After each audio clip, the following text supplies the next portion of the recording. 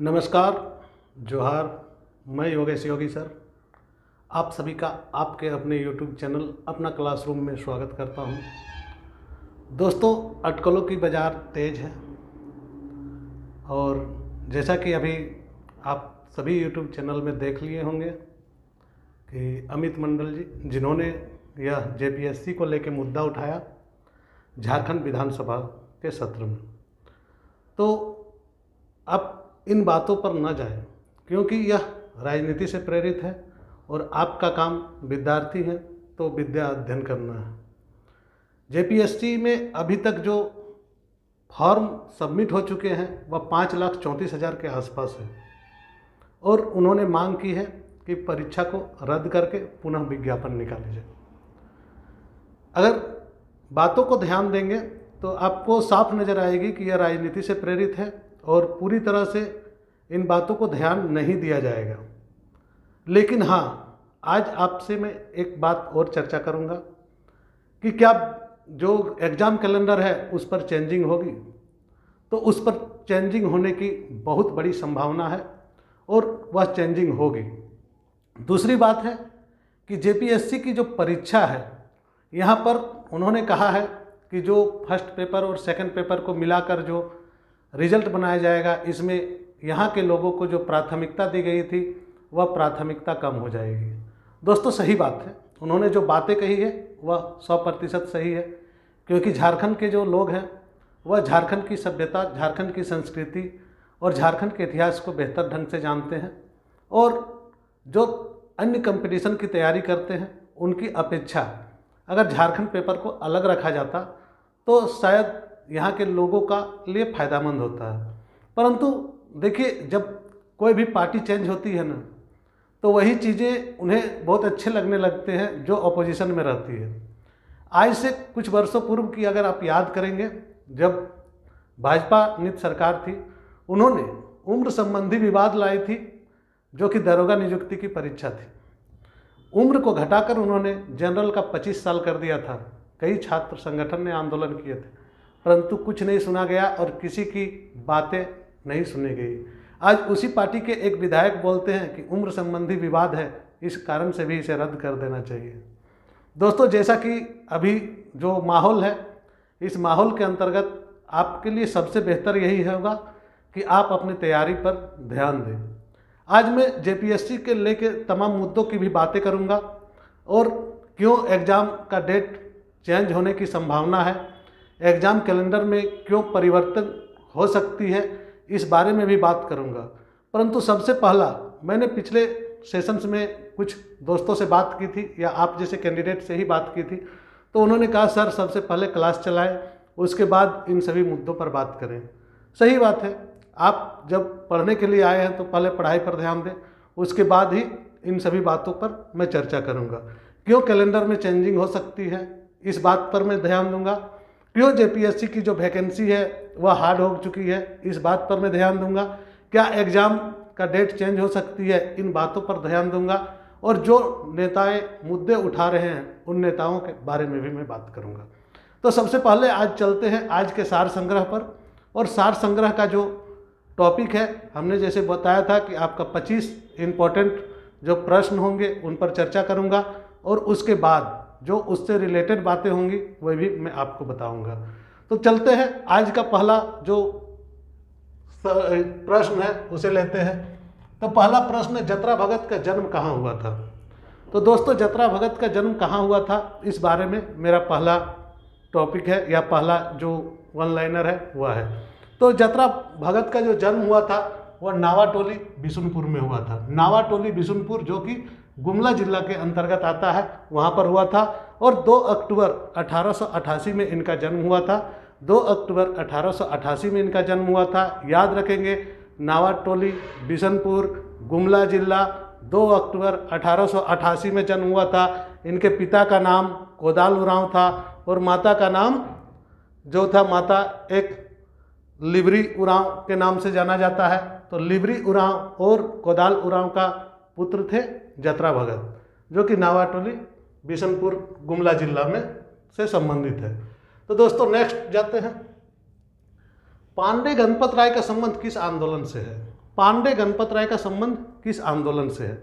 तो आप लोगों ने झारखंड का इतिहास पढ़ा होगा और झारखंड का इतिहास में पांडे गणपत राय जो है उसका संबंध बताया गया है 1857 के विद्रोह से। इससे संबंधित एक बात और मैं बताना चाहूँगा कि पांडे गणपत राय जो थे उन्होंने 1857 का जब विद्रोह शुरू हुआ था तो उस विद्रोह में जो डोरंडा छावनी था, डोरंडा छावनी से इन्होंने नेतृत्व किया था और डोरंडा छावनी के अंग्रेजों के खिलाफ जो विद्रोह शुरू हुआ था इसमें जो विद्रोही सैनिक दल का जो नेतृत्व किया था वह पांडे गणपत राय थे और उसके साथ राजा विश्वनाथ सहदेव भी उसके साथ जुड़े हुए थे। तो राजा विश्वनाथ सहदेव और पांडे गणपत राय डोरंडा का जो है आपका छावनी वह याद रखेंगे और 1857 का विद्रोह को याद रखेंगे। नेक्स्ट जाते हैं, भारत छोड़ो आंदोलन के समय विनोदानंद झा किस जेल में थे? देखिए, भारत छोड़ो आंदोलन जब हुआ था, आप जानते हैं भारतीय इतिहास का बहुत ही बड़ा आंदोलन है और भारत छोड़ो आंदोलन में झारखंड से जो विनोदानंद झा जी थे उन्होंने नेतृत्व किया था और उनको पकड़ के सभी नेताओं को जो जेल में डाला जा रहा था उसी दौरान विनोदानंद झा जी को भी जेल में डाला गया था। तो किस जेल में डाला गया था? वह भागलपुर जेल है जो वर्तमान का बिहार में है। तो भागलपुर जेल में उन्हें बंद बनाया गया था जो कि बिहार में है। एक नेक्स्ट है, दालमी और बुद्धपुर बौद्ध स्मारक किस जिले में है? दालमी और बुद्धपुर बौद्ध स्मारक किस जिले में है? तो दोस्तों यह धनबाद जिले में है और इसको करुआ ग्राम कहते हैं, करुआ ग्राम में है, धनबाद जिले के करुआ ग्राम में ये है। नेक्स्ट है कि मुगल शासक औरंगजेब के समय रामगढ़ का राजा कौन था? मुगल शासक औरंगजेब के समय रामगढ़ का राजा कौन था? मुगल शासक औरंगजेब के समय रामगढ़ का राजा कौन था? तो यह होगा दलेल सिंह। दलेल सिंह थे मुगल काल में रामगढ़ के राजा। दलेल सिंह के साथ जो उन्होंने किया था 6 परगना के साथ और अन्य तालुकाओं का अधिकार कर लिया था, इस बारे में आपने कहानी सुना होगा दलेल सिंह का। ठीक है, 6 परगना और 8 तालुकाओं में उन्होंने अधिकार कर लिया था औरंगजेब के द्वारा। नेक्स्ट है, झारखंड का पहला गवर्नर कौन थे? जैसे कि आप जानते होंगे झारखंड राज्य जब निर्माण हुआ तो पहला गवर्नर प्रभात कुमार जी थे और प्रभात कुमार जी ही इसका सही उत्तर होगा। झारखंड के प्रथम गवर्नर प्रभात कुमार जी थे जो कि 15 नवंबर 2000 से 30 फरवरी 2002 तक इन्होंने अपना काल का निर्वाह किया और गवर्नर के रूप में झारखंड में रहे। उसके पश्चात आपका जो है वह चेंज हुआ और उनका जो कार्यकाल था वह हुआ 15 नवंबर से 30 फरवरी 2002 तक। 30 फरवरी 2002 तक, 15 नवंबर से 30 फरवरी 2002 तक, 15 नवंबर 2000 से 30 फरवरी 2002 तक इनका काल था। नेक्स्ट है, झारखंड विधानसभा में कितनी सीटें हैं? तो झारखंड विधानसभा में कुल मिला के 1 मनोनीत और 81 निर्वाचित सीटें हैं, यानी कि कुल मिला के 82 सीटें हैं। तो 82 सीटें लिखेंगे। अगर उसमें पूछा जाएगा कि निर्वाचित सीटों की संख्या कितनी है तो वह 81 हो जाएगा। एक जो है वह मनोनीत सीट है जिसको लेके 82 होता है। नेक्स्ट है, झारखंड में दूसरी बार राष्ट्रपति शासन कब लगा था? दोस्तों झारखंड में दूसरी बार राष्ट्रपति शासन कब लगा था इस बारे में बात हो रही है। तो इसका जो ऑप्शन है वह उस अनुसार आपका जून 2010 ईस्वी होगा और जून 2010 ईस्वी में झारखंड में राष्ट्रपति शासन लग चुका था। तो झारखंड में जो राष्ट्रपति शासन है वह दूसरी बार जून 2010 में लगा था। नेक्स्ट है, उरांव लोगों का पूजा स्थल, ध्यान देंगे, पूजा स्थल को किस नाम से जाना जाता है? उरांव लोगों के पूजा स्थल को किस नाम से जाना जाता है? तो उसे हम सरना कहते हैं और सरना स्थल आप रांची के कई जगहों में देखने को मिलेगा। इसके अलावे भी अन्य जिलों में भी जाएंगे तो आपको सरना स्थल आसानी से देखने को मिलेगा। नेक्स्ट है, मुंडा जनजाति के पंचायत स्थल, जो पंचायत स्थल या उसे नृत्य का मैदान या नाच का मैदान भी कहा जाता था, उसे किस नाम से जाना जाता था? उसे किस नाम से जाना जाता था? तो दोस्तों उसे अखड़ा कहते हैं और उसे अखड़ा के नाम से जाना जाता था। यानी कि मुंडा जनजाति का जो पंचायत जहाँ पर होता है, पंचायती व्यवस्था, मुंडा जो शासन व्यवस्था है उसके अंतर्गत जहाँ पर पंचायत होता है उसे अखड़ा कहते हैं। इसे ही नृत्य स्थल भी कहा जाता है, यानी कि नाच का मैदान भी इसे कहा जाता है। नेक्स्ट है, बेदिया जनजाति का जो है देवता कौन है? तो बेदिया जनजाति सबसे ज़्यादा किस देवता की पूजा करते हैं इस बारे में बात होता, वह सूर्य या सूरज को करते हैं। बेदिया जनजाति वाले। बेदिया जनजाति के लोग सूर्य को सबसे अधिक मान्यता देते हैं और सूर्य की पूजा पर वे लोग बहुत ध्यान देते हैं। वैसे भी झारखंड और बिहार में सूर्य देव की पूजा बहुत ही महत्व रखती है और आप जानते हैं कि छठ पूजा में भी अर्घ जो है वो सूर्य देवता को दिया जाता है। यह एक नेचुरल सत्य भी है कि सूर्य जो है अपने अस्तित्व को हमेशा बनाए हुए रहते हैं और नित्य नए दिशा में अपने पूर्व में जो उगना है और पश्चिम में डूबना है वह किसी भी प्रकार से चेंजिंग नहीं होती है। तो एक सत्य यह है और इन्हीं सत्य की पूजा की जाती है। नेक्स्ट जाएंगे कोरा जनजाति। देखिए कोरा जनजाति को 3 नामों से जाना जाता है। उसे डांगर भी कहते हैं और कोड़ा भी कहते हैं, जैसे मधु कोड़ा जी हैं उस प्रकार से। तो कोड़ा जनजाति जो है या कोरा जनजाति जो है उसके लोगों को अपने घर को क्या कहते हैं, तो उनके लोगों के घर का एक विशेष नाम है। इस कारण से यह इम्पोर्टेंट हो जाता है। तो कोड़ा जनजाति के घर को ओड़ा कहते हैं। क्या कहते हैं? ओड़ा कहते हैं। तो कोरा जनजाति के घर को ओड़ा कहा जाता है। नेक्स्ट है बिरहोर जनजाति। जो बिरहोर जनजाति कौन सी भाषा बोलती है? बिरहोर जनजाति की भाषा क्या है? तो बिरहोर जनजाति की भाषा जो है दोस्तों, बिरहोर जनजाति की भाषा उनके जनजाति से ही संबंधित है और उनकी भाषा का नाम है बिरहोरी। बिरहोरी जनजाति या बिरहोरी भाषा बिरहोर लोग बोलते हैं। तो यहाँ तक आप समझ गए कि बिरहोरी भाषा बिरहोर जनजाति की भाषा है। नेक्स्ट है 2011 की जनगणना के अनुसार, देखेंगे लेटेस्ट जनगणना है 2011 की जनगणना के अनुसार झारखंड का लिंगानुपात क्या है। लिंगानुपात कहने का मतलब है कि कितनी महिलाओं में कितने पुरुष हैं, ठीक है। तो लिंगानुपात की दृष्टि से झारखंड में 949 प्रति 1000 है, यानी कि 2011 की जनगणना के अनुसार 949 प्रति 1000 का आपका लिंगानुपात यहाँ पर है झारखंड का। झारखंड का लिंगानुपात वही है। तो दोस्तों आगे जाएंगे और 2011 की जनगणना के अनुसार 949/1000 है, ठीक है, क्लियर। नेक्स्ट है झारखंड की कांके से होकर कौन सी रेखा गुजरती है। यह प्रश्न दूसरे टाइप से भी पूछे जाते हैं। और झारखंड की कांके से होकर कांके से कर्क रेखा गुजरती है। याद रखेंगे कांके फॉर कर्क, ठीक है। कर्क रेखा झारखंड की कांके होकर गुजरती है। हुंडरू जलप्रपात की ऊंचाई कितनी है? आप हुंडरू जलप्रपात के बारे में जानते होंगे और हुंडरू जलप्रपात की ऊंचाई कितनी है इस बारे में बात की गई है। तो इसकी ऊंचाई जो है वह 320 फीट है। इस बारे में थोड़ा और भी चर्चा करेंगे। यह जो है स्वर्ण रेखा नदी और इसकी सहायक नदी की गहरी घाटियों तथा जलप्रपात का निर्माण करती है। यह रांची से 28 किलोमीटर की दूरी पर है। रांची से 28 किलोमीटर की दूरी पर है। यह जलप्रपात जो है उत्तर पूर्व की दिशा में हुंडरू जलप्रपात के नाम से जानी जाती है, यानी कि रांची के से 28 किलोमीटर उत्तर पूर्वी की दिशा में है और हुंडरू जलप्रपात के नाम से यह जानी जाती है। तो नेक्स्ट प्रश्न जाते हैं। ओहिरा गीत का नाम है दोस्तों।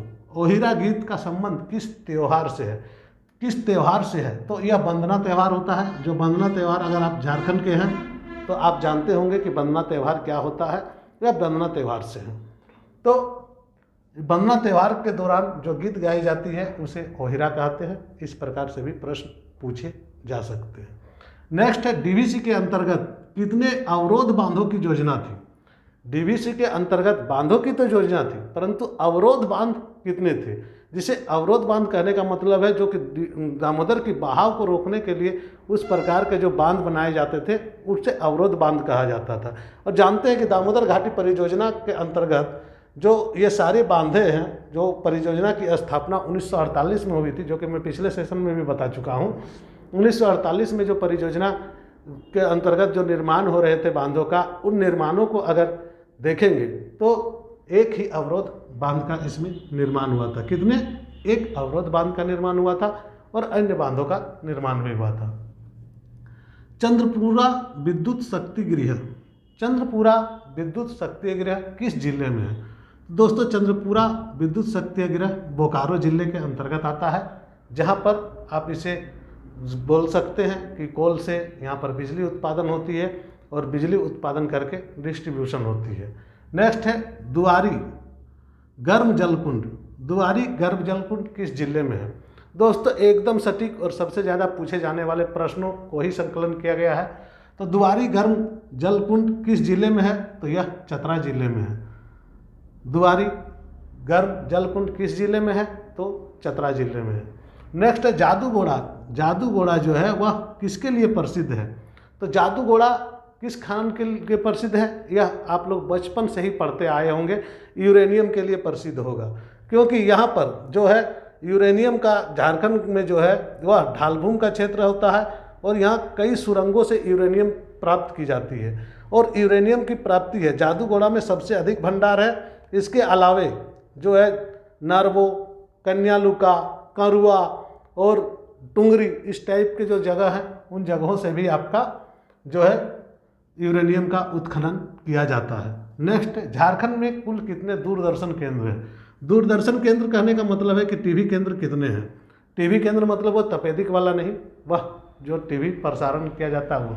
तो झारखंड में मात्र 2 टीवी प्रसारण का केंद्र है, जो कि एक रांची में है और दूसरा धनबाद में है। ठीक है। नेक्स्ट, झारखंड का सबसे लोकप्रिय सुशीर वाद्य यंत्र कौन है? सुशीर बांसुरी, ठीक है, जिससे सुर निकलता, बढ़िया सुर निकलता, बांसुरी यहाँ का सबसे प्रमुख और सुशीर वाद्य यंत्र है। दोस्तों, बाइबिल का मुंडारी में अनुवाद किसने किया था? बाइबिल का मुंडारी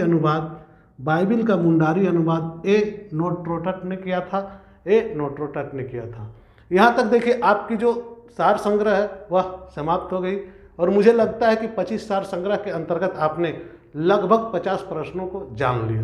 अब 50 प्रश्नों को जब जान लिए तो 50 प्रश्नों का आप चर्चा करेंगे और 50 प्रश्नों को आपस में जोड़ने का कोशिश करेंगे। इसके बाद मैं बात करना चाहूँगा जेपीएससी को लेके, और जेपीएससी को लेके जब बात करता हूँ तो थोड़ा सा हंसी भी आ जाती है और थोड़ा सा समझ में भी नहीं आती है कि जेपीएससी क्या है। पहला सवाल है कि क्या विज्ञापन रद्द हो जाएगी? क्या विज्ञापन रद्द हो जाएगी?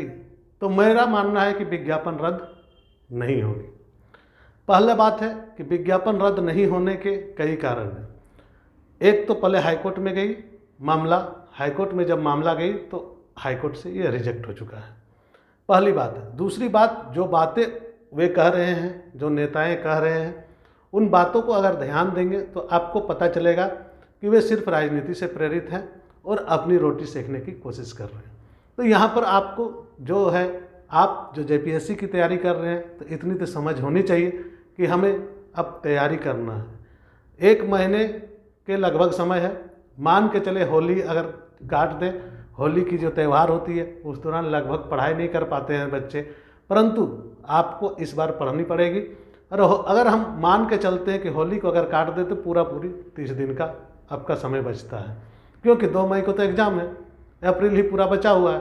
तो ऐसे में आपको ज़्यादा से ज़्यादा पढ़ाई करनी चाहिए। रही बात कैलेंडर में परिवर्तन और डेट में परिवर्तन, तो डेट में और कैलेंडर में परिवर्तन के भरपूर आसार हैं। अब इसलिए मैं नहीं कहूँगा कि जेपीएससी कंबाइंड परीक्षा की डेट बढ़ जाएगी, लेकिन मैं इस बात को इस आधार पर कह सकता हूँ कि कैलेंडर इसलिए बढ़ेगी क्योंकि एक विज्ञापन है 3/2018 विज्ञापन जो है एपीओ से संबंधित है, यानी कि असिस्टेंट पब्लिक प्रोसिक्यूटर, यानी एपीपी या एपीओ जो भी बोले उसके ऑफिसर लगाएंगे तो एपीओ होगा। और इसकी जो इंटरव्यू की तिथि है मार्च का लिखा हुआ है, उसमें मार्च का 4th वीक ऑफ मार्च, यानी कि मार्च का 4था सप्ताह। ठीक है, यह मार्च का 4था सप्ताह तो चल रहा है, 7 दिन का इंटरव्यू होना है, यह मार्च का 4था सप्ताह ऑलरेडी ये चल रहा है। मार्च का अगर 4था सप्ताह चल रहा है तो अभी तक मुख्य परीक्षा की रिजल्ट ही नहीं आई, यहाँ मुख्य परीक्षा की रिजल्ट नहीं हुई है। ठीक है, जो मुख्य परीक्षा दिए हैं परीक्षार्थी वो उनका रिजल्ट ही नहीं हुआ है। तो अगर मुख्य परीक्षा की रिजल्ट नहीं हुई तो इंटरव्यू कैसे होगी, पहली समस्या यहाँ आ जाती है। तो इस आधार पर मैं कह सकता हूँ कि कैलेंडर में परिवर्तन हो सकता है। कैलेंडर में परिवर्तन होगा, आंशिक संशोधन होगी, डेट जो है इधर उधर होगी फिर से, या तो फिर हो सकता है कि एपीओ या एपीपी का एग्जाम ही कैंसिल कर दिया जाए, लेकिन ऐसी संभावना नहीं नज़र आ रही है। अगर कैंसिल करनी होती तो अभी तक आदेश आ जाता। तो आप इस बातों से नहीं घबराएं कि क्या होनी है नहीं होनी। आप अपने टारगेट को 2 मई सेट कर लें और 2 मई के अनुसार आप अपनी तैयारी करें। परीक्षा रद्द होने की जहाँ तक बात है तो परीक्षा रद्द नहीं होगी इस बार, और परीक्षा हमेशा आप देखे होंगे कि झारखंड का राजनीतिक जेपीएससी को लेके हमेशा होती है।